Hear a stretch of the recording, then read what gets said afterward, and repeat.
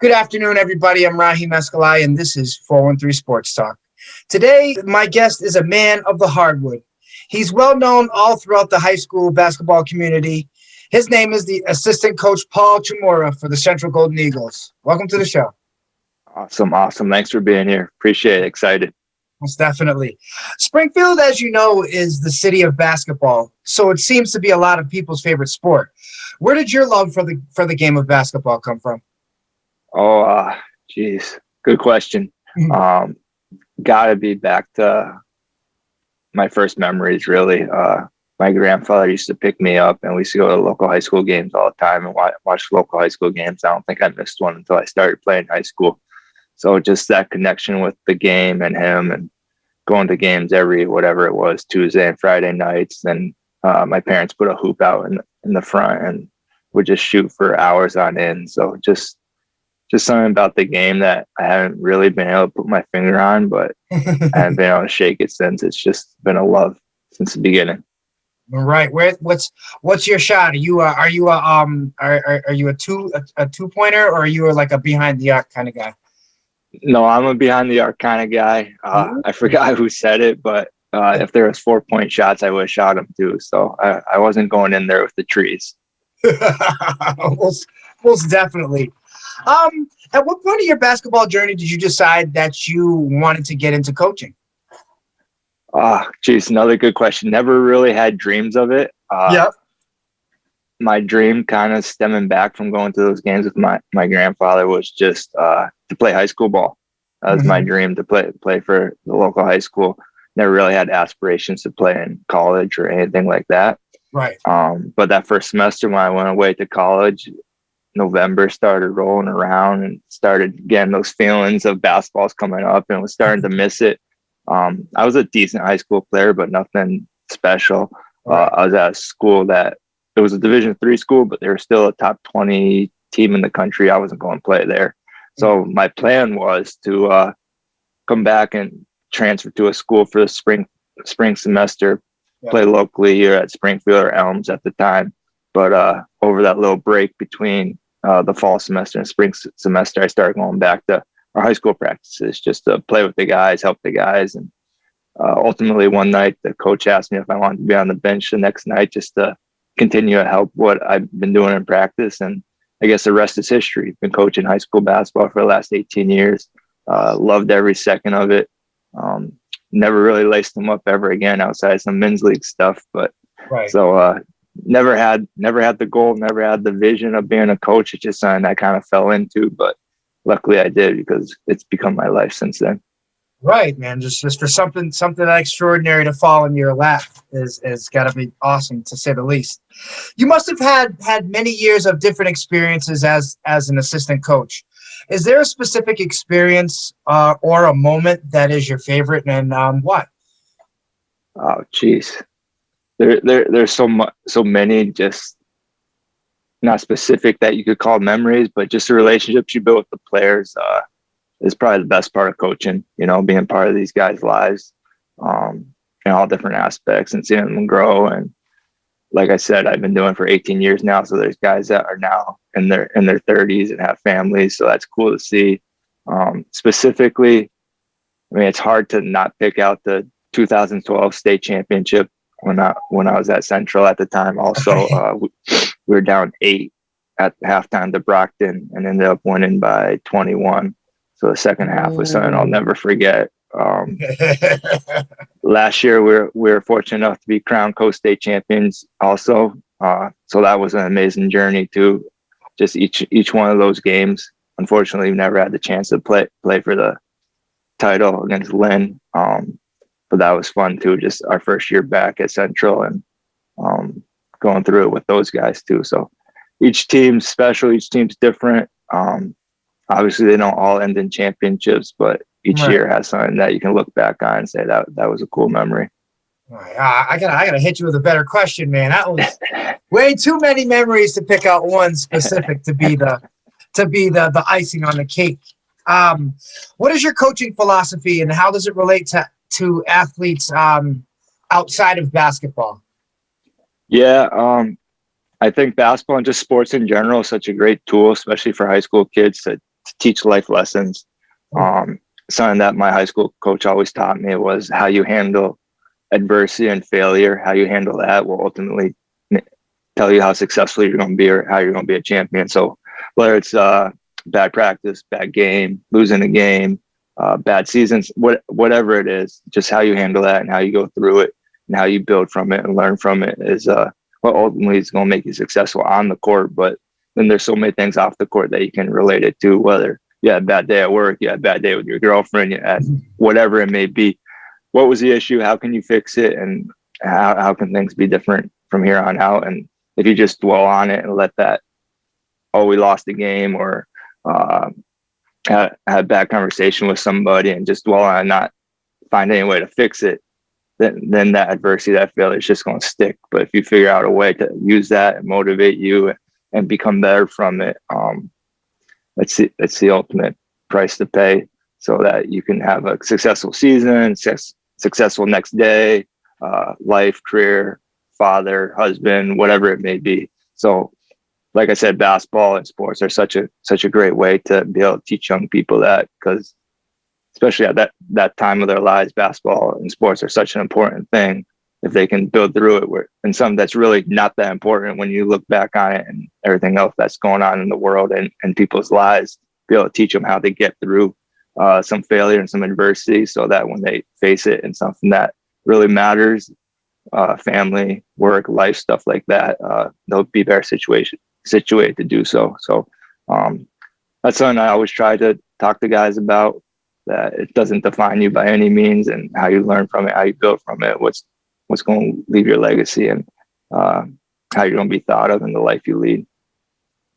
Definitely. And that's got to be like very rewarding for you and for the other guys who work with the students, just to see them maybe learning that lesson if they're having a hard day, and then coming in and doing good at practice, or just something to better the situation. It's got to be. Yeah, no doubt. And guys, don't, just like anything else, you don't always see it while you're going through it, but once you get onto the other side of it, it's just like training for basketball or training for football. You don't always see the results day to day, but if you keep coming back and working on the process and sticking with it and analyzing the results and things like that, once the end result happens, you kind of can look back and say, hey, that's why it happened. Most definitely.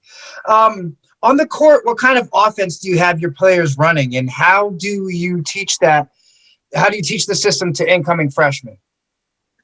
At Central, Coach Watson always believes in we want to play fast.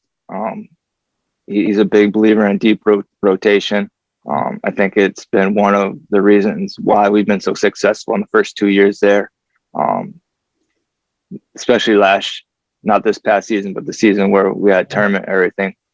We knew that even when teams might have been close in the games or whatnot early on, we knew that by the end of the game that we were just going to take their legs from them, just because we were in better shape, we were better conditioned. This is what we do every day in practice.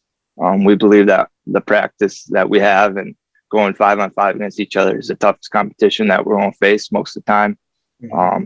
So even if a team's hanging around for a quarter or 2 or 3 quarters, we know at some point we're going to take the legs, and then ultimately just going to take their heart. And the way we teach it, it's not the most complicated system in the world, but if you don't do it right, it's not going to work. So it's just repetition, teaching the spots to get to. Coach has a good system in terms of, and he tells the guys this too, we're never going to get mad at you in a game for something that we haven't taught you. So we keep it simple early on, and we teach them the spots, and we just drill it and we drill it and we drill it. And then we show it to them on film, or we talk to them in practice. Hey, this is why it didn't work. Right. Because you didn't get all the way down to the deep corner. You stopped at the free throw line when you're running transition. In the half court, we're a lot of pick and roll type of stuff. And again, we're kind of a whole part whole in terms of how we're teaching it. We'll show them what it's supposed to look like as a whole, and we break it down in drills. Then we'll go back 5-on-5 and show it to them. But we really pride ourselves in the shape that we're in physically. Obviously, we have some tremendous student athletes who are unbelievably talented and take pride in the shape that they're in. So we don't always have to get them in too much better shape, but there's always a different shape to get in terms of whether you're coming from football to basketball or coming from baseball to basketball. All these sports, you have to be in different types of shape. But we truly believe in it. We trust in it. And the same goes to our defense. We want the game to be fast. We want to play fast. We want to play on our toes and keep the other team on their heels. So that's what we kind of believe in. We trust in it. And so far, it's been pretty successful. Awesome. And it honestly, the few games that I've seen you guys play, the tape that I've watched, it translates.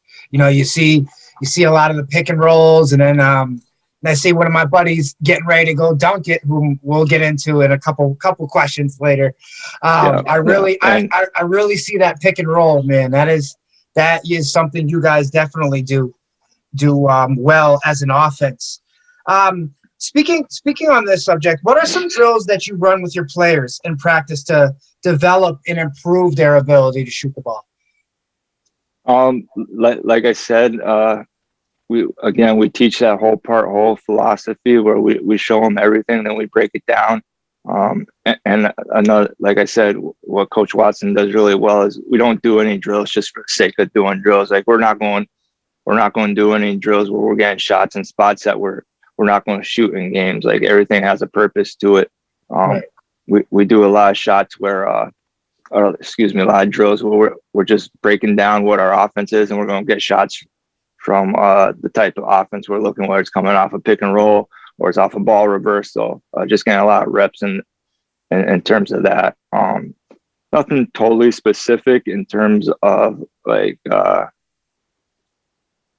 I can't think of a name of a shooting drill that we do specifically because we just break it down in terms of what our offense is. Right. We'll do stuff where we get reps in terms of just form shooting, where we call it elbow shooting, I guess, where we just pass and go around. But like I said, a lot of the stuff that we do is based on our offense, where it's just two guys working on coming off the pick and roll, and may not say pick and roll, maybe more pick and pop. Come off the screen, guy flares out, we hit him on that. But just a lot of reps on shots that we're going to get in the games, so that then when it translates, so when that guy gets in the game, he knows he's taking that shot 1,000 times already. Definitely. Repetition is key. Repetition and preparation are cornerstones to success. Absolutely. And we play a lot of 5-on-5 where guys are just getting shots under game speed and game shots.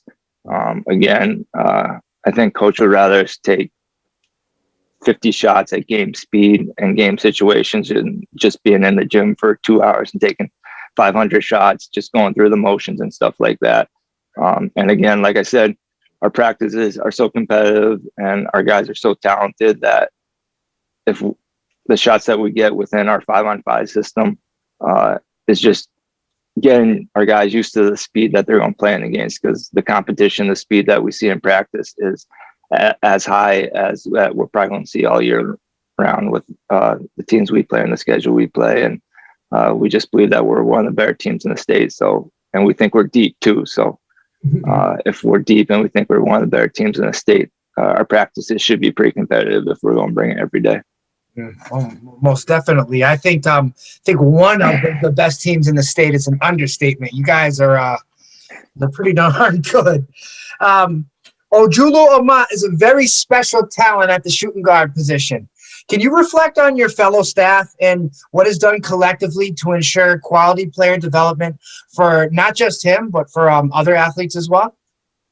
Yeah, well, you hit it right on the head. Ju is probably one of the more talented kids to come out of the area in a while. Mm-hmm. Unfortunately, he didn't. Well, two things. One, last year he was injured most of the year. He had some nagging groin injuries, so nobody really got to see what he was capable of doing until the end. And he shined when the lights were brightest. When we played St. John's in the state semis, he kind of took over that second half along with Andy Rosario. Yeah, that was awesome. And then again this year, kind of with where the season was with COVID and no fans and no state tournament and stuff like that. Mm-hmm. So, but people know what he can do, and that's a testament to Coach Watson and the rest of the staff. Again, it starts with the relationship aspect of just having a good relationship with the kids. people say all the time, the kids don't care how much you know until they know how much you care. And Coach Watson does an unbelievable job just building relationships with these guys. And then once you have the relationship, they'll buy in. We have another coach on staff, Coach Jordan Almore. He's done a tremendous job over the last couple of years within the city, just pouring his heart and soul into these kids, and he trains them. He works with them. He's with them just about every day in the off season, giving his time to them. And specifically, every kid's different. We break it down, bigs and guards, a lot in practice, and go through a lot of stuff that's going to develop them for our system per se. Because I think we believe in two-part. In season, it's more about developing for the system that we're in and that we're doing at Central. But then the off season, it's developing their overall skill set. Because obviously, we're not going to be the only team they ever play on. Drew's going to go on and play for different teams at a very high level, and he needs to be prepared to do different things. So we put him in all different types of roles and positions. Last year, I think Ojulu had to play out of position a lot, more as a 4, maybe even sometimes as a 5. Probably was a tough role to accept for him because at the next level, he's going to be a wing. He's going to be out on the wing and on the perimeter. But to his credit, he never got discouraged. He bought in to what we were trying to do as a team, and that's something that Coach Watson's about. That it's Central first, all the time, always, no matter what. He doesn't care who you are, what you're doing, and ultimately, if we have team success, guys are going to have individual success, and you can see that with the football team. They've been doing it for multiple years now. And you see the offers and stuff where the kids are going from here on out, and it's year 2 for basketball, and I think we're going to start seeing the same results with our basketball guys, unless they have higher offers in football. Then we got no shot at them with basketball. But that's okay with us, as long as they're going to school and get and further in their educations. Doesn't matter what sport they're playing. Most definitely. How do you motivate your players to win, specifically during clutch moments? I think that just goes back to like 1, practice, 2, these guys are so self-motivated. I think it's something that I love about the Springfield kid in general. They're just so hungry. They're so motivated to succeed. I think part of it is just seeing the success around them for so many years, whether it's in the city of Springfield or once they get to Central. But then at the same time, it's kind of trying to take away some of that pressure from them too. Because again, you're at a school that has had so much success, and from the outside, there may be a lot of pressure being put on you in terms of, well, if you don't win a state championship, are you going to be a failure and stuff like that? So just kind of try and take away that pressure from them at times too, and not so much harping on the end results, more harping on the process. And if we do things right and we do things the way they should be done, and we put in the work, then let the chips fall as they may. We believe that they'll fall in our direction more often than not. But in-game situations, we just try to more focus on the task at hand, where we're up and we need a stop, or we're down and we need a bucket. How are we going to accomplish that goal? More so than, hey, we need a bucket here to win the game. Because I think if you start just focusing on that result and putting all your aspirations and everything and all the meaning into that then the pressure can get too big, especially in Springfield, where basketball is so important and sports are so important. With the success that we've had at whether it's basketball or for the football guys, now there's a lot of attention from the outside world. Just focus on the process. It's sports, if you're down by 1, you could draw up the perfect play, you could take the perfect shot, and the ball might not go in. So again, it's all back to putting things in perspective and teaching them life lessons through basketball, and try to take away some of that pressure and just roll out the balls and have some fun. That's what it's about, having fun. And a lot of those things that we've talked about thus far leads me to ask this: what, in your opinion, makes a great coach? And and of those qualities, which ones do you possess? Oh, geez. I don't know if I possess any of those yet. It's a constant journey on self-improvement and learning and stuff like that. But again, like I said, especially I was fortunate enough to coach with Coach Mike Labrie for 15 years. He was my high school basketball coach. He was the head coach of that 2012 state championship team. Coached with him at 3 different schools. Then also I see this in Coach Watson too. It's a relationship piece again. Doesn't matter how much basketball you know, if the kids don't respect you, if the kids don't love you. And both these men have poured their heart and souls into their communities and the kids that they're coaching. So it's definitely it's a relationship driven situation, and wanting to make these young men better players, better students, better citizens, better people for the school, city, and all those aspects.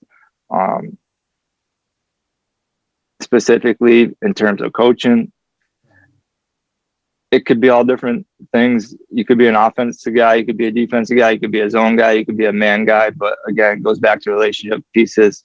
I think you need to be able to, in terms of X's and O's, make something that's complicated simple. You know what? If that makes sense. Yeah. Because a lot of these things can get complicated, but your ability to teach it has to make it sound kind of simple for the guys. Because if too many thoughts are going through the heads and stuff, they're not going to play freely.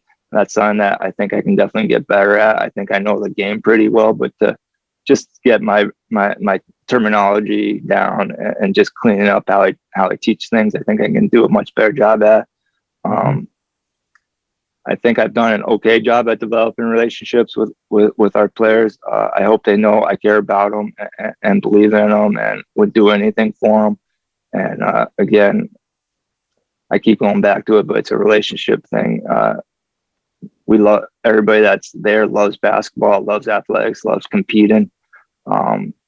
But we really care about these young men and the people who are around. And if you're in it just because you love basketball, you're probably in it for the wrong reasons. There's other things that you can do within the sport, where it's analytics or whatever it may be, where you can just be focused on the game itself. But if you're going to be a basketball coach or any coach, you better be in it for the right reasons, and those reasons should be making the people you're around better people and positively affecting their lives. There's a coach at URI, Kevin Sutton. He's an assistant coach at URI, and he talks about living trophies all the time. That he doesn't care about the trophies that are going in the trophy case at the school or wherever that are just going to collect dust for the next 50 years. He wants living trophies. And what he means by that are the guys that he coaches and the lives they end up leading after they leave him. And that's something that I always try to come back on, that it's great to win a state title. It's great to get these rings and all the stuff that you get with it. But to see somebody be successful or somebody have an impact on the community is even better. Like I talked about Jordan Almore. I didn't have the opportunity to coach against him, but I can't imagine how proud his high school coaches are of him. I know Coach Watson was one of them in terms of football. What he's doing for the community right now, he's just doing a tremendous job, along with his buddy K1 behind him. 2 guys there. Jordan is the head coach of our JV team. K1 helps out is assistant, but these guys are so involved in these guys' lives, and that's what I mean by living trophies. It's 2 guys that had tremendous careers at Putnam. Don't really like saying that name, Putnam. It's our rival, but Yeah. but they produced our coaching staff for basketball in terms of Coach Watson, Coach Almore, Coach Harris, Coach Bynum, and Coach Devane. They're Central guys now, but they're Putnam guys, and most importantly, they're Springfield guys. And so they're from the heart of the city. They love the city and they love the people in it. And Jordan and K1 are living trophies of the guys who coached them in high school. And I think that's the goal of every coach, to produce individuals like that. Right. Right. If you go to the NBA, if you go to the NCAA, that's extra. That's cool. But as long as I can look in a decade or two and see you doing something successful, that's the key right there. Are you and your staff on the same page as far as the team's strengths and weaknesses? I certainly think so. This year was a little bit different. We didn't have as much opportunity to speak in person, at least because of COVID. Mm-hmm. For practice, we had to get in, be ready for practice, get out. Prior to that, the year before, we'd always be meeting before and after and talking and watching film and just speaking on what we need to do. But Coach Watson's such a great communicator. And I think our staff's grown pretty close. I think they're pretty close as it was before they even became a staff, because of the relationships they had prior to becoming the staff at Central. But we talk all the time. We're our mindsets are pretty in locked on what we want to accomplish and how we want to accomplish it. And then obviously, and it's a good thing, in terms of wanting different ideas on things, on whether it's how to break a press, how to set up a press, how to break down his own offense. Coach Watson never just wants everybody. If he says, "Oh yeah, coach, that's a great idea," if somebody has a different idea, he wants to hear it, right. And then we'll discuss it. But once we get out onto the practice floor for the game, we're all lock in step in terms of what we want to accomplish. We'll have those discussions pre-practice, after practice, on if we saw something we wanted to change something. Mm-hmm. And again, Coach Watson's really good at trusting what we see too, and he always gives us a chance at, hey, if you think it's going to work, go ahead, put it in. We'll see how it works. If it doesn't, we'll go back to what we're rolling with. But he trusts us, we trust him. I think it's part of our success too. I think unfortunately there's staffs out there that don't gel as well as we have. Mm-hmm. And have different agendas or roles, but we're pretty locked in step. And it's just like the players on the floor, that everybody has to have the same goal.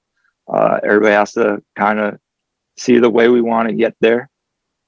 But coach also, like I said, he creates an environment where you're free to speak your mind too, and he'll listen, and everybody will listen. And if we think it's a good idea, we'll rock with it. But if it's something that doesn't fall in line with what we're trying to accomplish, which is win basketball games and doing it the right way, then we're not going to rock with it. But it's an environment of openness and trust, and we'll listen to one another, and we're all in it for the same reasons. Because, like I said, coach only wants one thing, and it's Central. It's not individual. It's not, hey, I had this great idea because it's going to make me look good, or I'm going to go off and do this on the floor because it's going to make me look good. That doesn't fly with him, and everybody knows that. And so everybody's locked in on the goal, and it's team.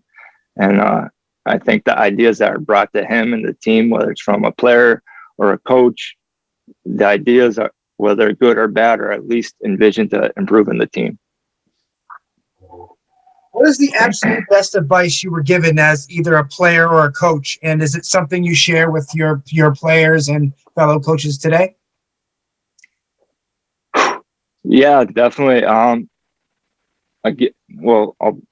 try to answer this in two parts, because one kind of goes back to what I said prior, is just not let failure or adversity define you. Mm-hmm.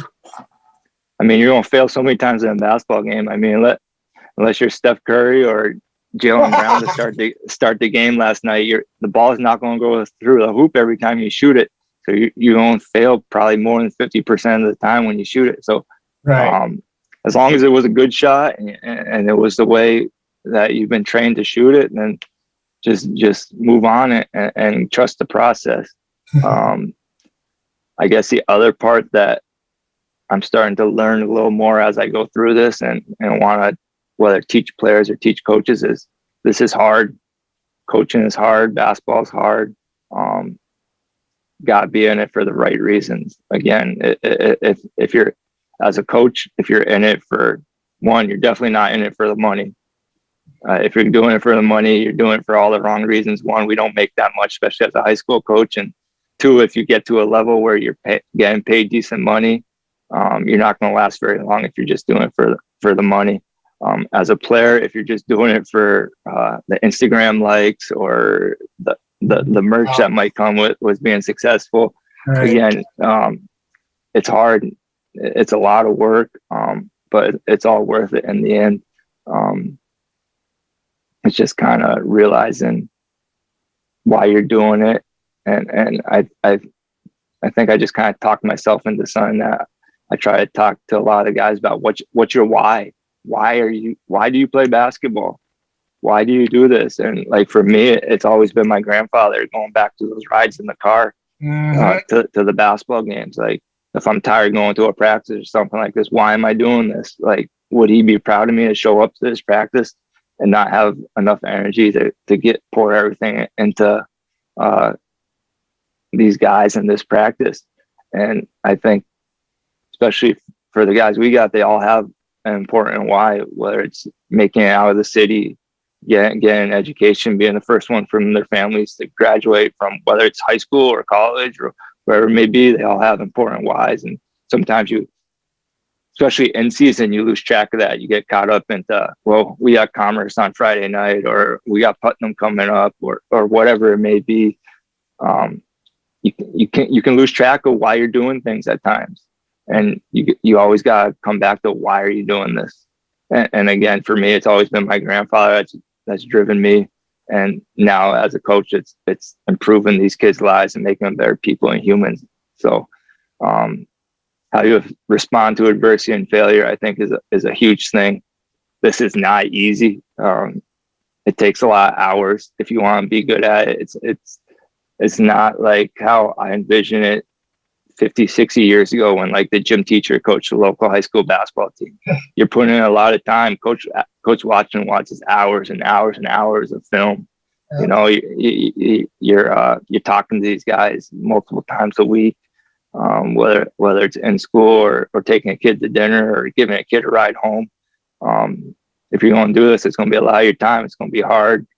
And then what's your why? Why are you doing this? If you're doing this because you want the sneakers from the sneaker team that you're playing AAU for or something like that, you're probably not going to last very long. Or if you do, you're probably not going to be happy.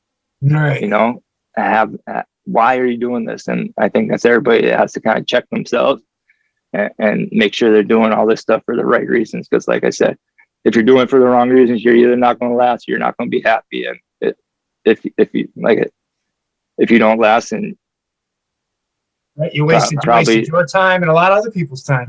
Exactly. And then if you're not happy, then it's like anything else. Why are you doing it? Pretty much. In your opinion, who is the greatest basketball coach of all time and why? Whew. Yeah. You probably would kill me if I didn't say this. Probably Coach Mike Labrie. Okay. He's taught me everything. Well, not everything, but 90% of the stuff I know about basketball and life in general. He was my high school coach. Like I said, I coached with him for 15 years.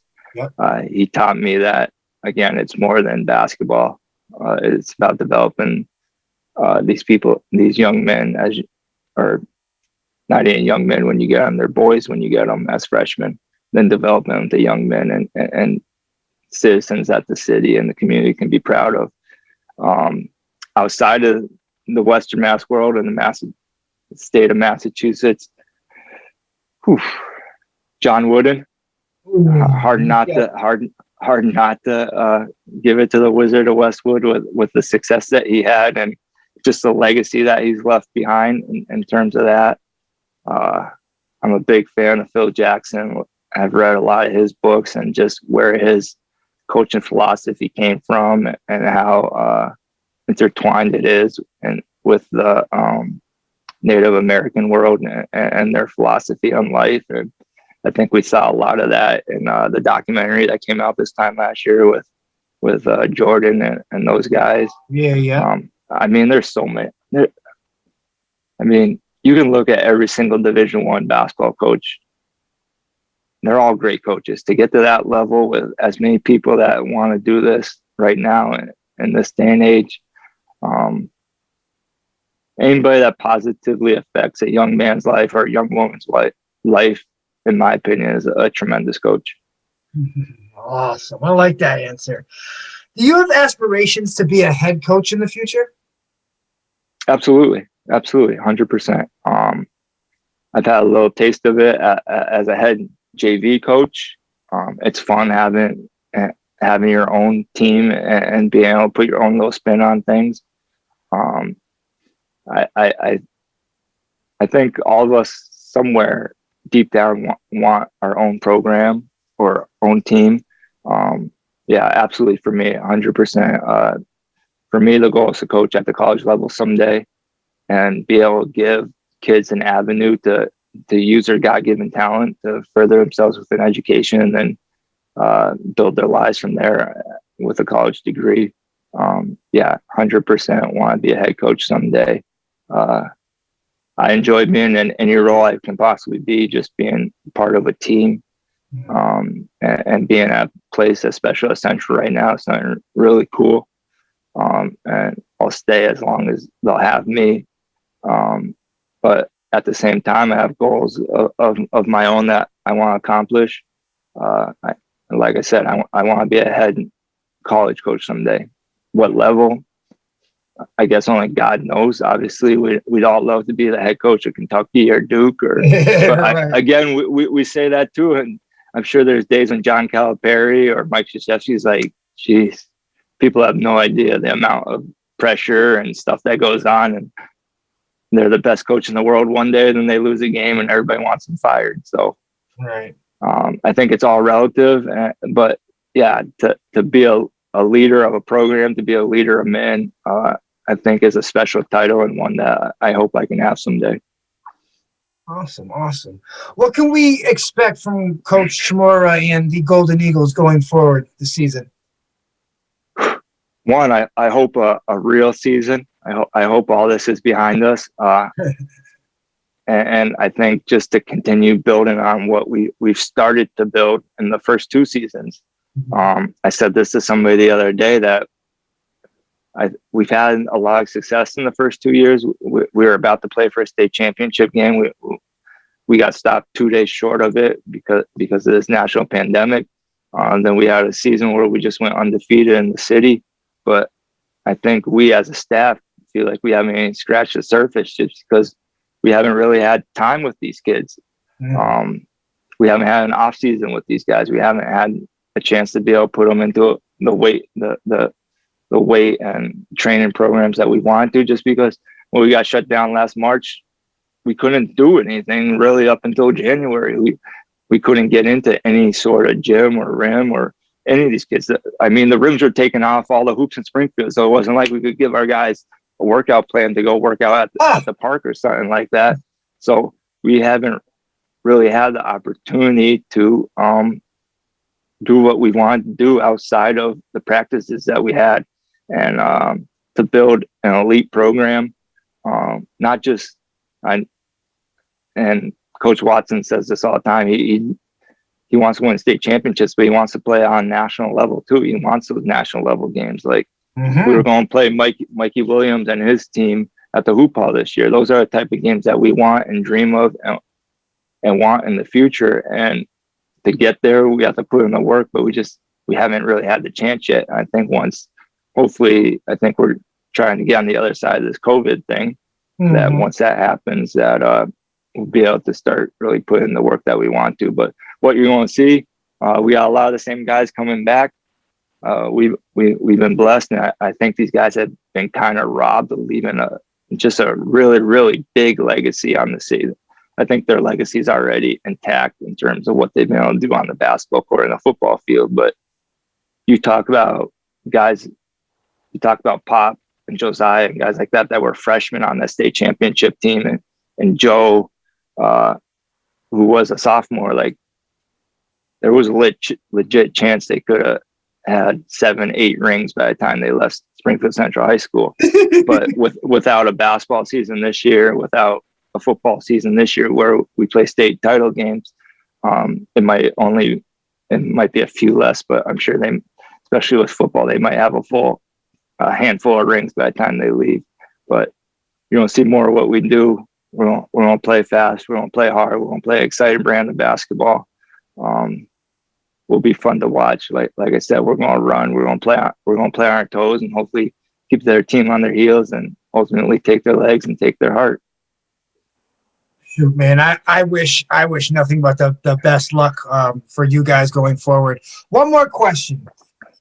We already talked about this before on Twitter. I know where you're from, but what professional teams do you support?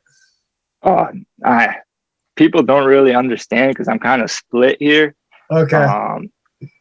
I'm half Boston and half New York. Okay. The Red Sox and Bruins for I agree with you. Baseball and hockey, but then the Knicks, I can finally say that without like putting a bag over my head. I knew there was a reason I liked Coach Watson when I first met him, but then a few days later I found out he was a fellow Knicks fan. So then I knew for sure he was the right guy. And then the Giants for football. So basically everything kind of stemmed from well, not everything, but my dad's a Giants fan because he grew up before really the Patriots were around. So people in this area rooted for the Giants. He was a Bruins fan, so I followed his footsteps there. First baseball game I ever went to was at Fenway Park, so fell in love with Fenway Park, fell in love with the Red Sox. Then at the time I was growing up, the Celtics stunk. And it was John Starks and Patrick Ewing and Charles Oakley and Charles Smith and all those guys for the Knicks. I remember sitting like there was this one space in my parents' house where I had this radio that could get the New York station. And like I would just sit there every night and listen to the Knicks on the radio. And this was like early 90s because there wasn't NBA League Pass. You know, you couldn't watch the Knicks really at all, except if they were on Sundays or Saturdays on the game of the week. So I fell in love with the Knicks early on. It's been a tough 20 years or so lately since that 01 team that made the run to the finals. We had that one team with Melo and those guys in 2014 where they made a little run in the playoffs. But most years it's been like, why are you guys winning? Like, why are you winning? We want to get the top pick. Like, why are you guys trying to win? Like, but now like it's actually exciting and fun to like, oh, they got a game tonight. I can't wait to watch these guys play. And Coach Thibodeau, geez, we talked about greatest coaches of all time. That if he can actually make the Knicks into a legit basketball team year in, year out, he might be the greatest coach of all time. Because I didn't know if that was going to be possible after these last 20 years. Well, I think he did a remarkable job with them, and to kind of piggyback on what you said, I'm 32, and honestly, I think the Knicks were good maybe that year that you mentioned 2001. I think that was one they had Tim Thomas and Kurt Thomas at the same time. I think they were kind of all right back then, but honestly, they weren't really a winning team in my life anyway. No, like just everything from top to bottom, from the way they sign guys to the guys they drafted.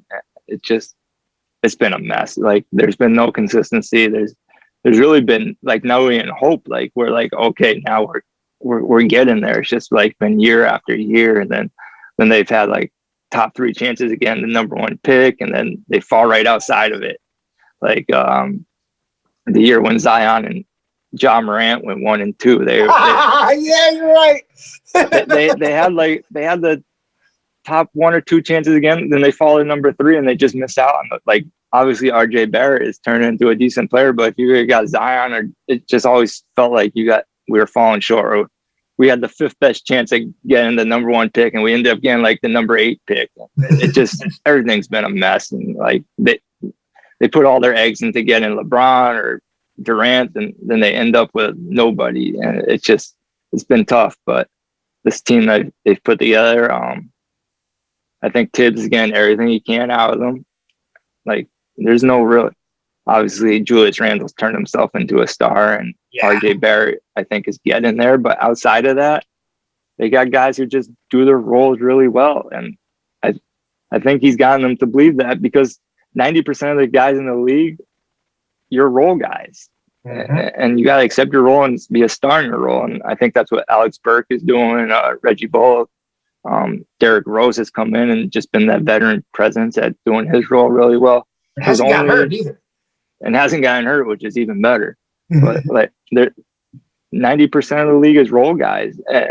And to get guys who have always been probably the best player on their team growing all the way up, whether it's high school level, college level, to buy into that. I can't imagine how hard that is at that level with guys who have that much money and have been told they're that good for that long.